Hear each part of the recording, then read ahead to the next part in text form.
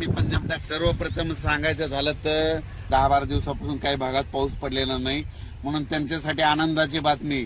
आज तुमच्या इकडे म्हणजे नगर जिल्ह्यात बऱ्याच ठिकाणी आज पावसाला सुरुवात झालेली थोडा दिसत तर 1, 2, 3 ला मग संपूर्ण भागामध्ये तुमच्या नगर जिल्हा, धाराशिव जिल्हा, बीड जिल्हा, लातूर जिल्हा या भागात पाऊस पडलेला दिसत। पुण्याच्या जिल्ह्यातल्या या शेतकऱ्यांनी अंदाज दिला।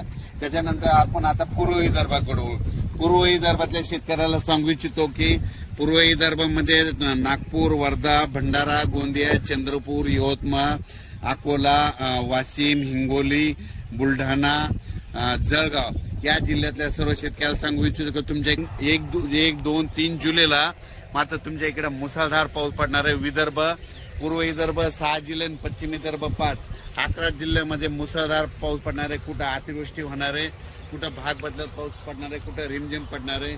पण सांगायचं झालं तर यवतमाळ जिल्ह्यामध्ये खूप जोरात पाऊस पडणार आहे, चंद्रपूरकर देखील खूप पडणार आहे, नागपूरकडे देखील खूप पडणार आहे, अमरावतीकडे जोरात पडणार आहे, अकोल्याकडे जोरात पडणार आहे, वाशिम जिल्हा जोरात राहणार आहे, हिंगोलीकडे राहणार आहे, त्याच्यानंतर अकोला, बुलढाणा जास्त राहणार आहे, जळगाव जामोद घाटाच्या खाली जास्त राहणार आहे, जळगावला जास्त राहणार आहे।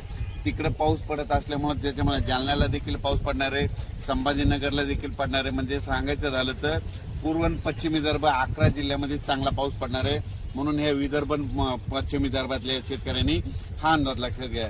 त्याच्यानंतर आपण पश्चिम महाराष्ट्राकडे वळू। म्हणजे आज देखील पश्चिम महाराष्ट्रामध्ये चांगल्या प्रकारच्या बऱ्याच ठिकाणी भाग बदलत पाऊस सुरू होणार आहे।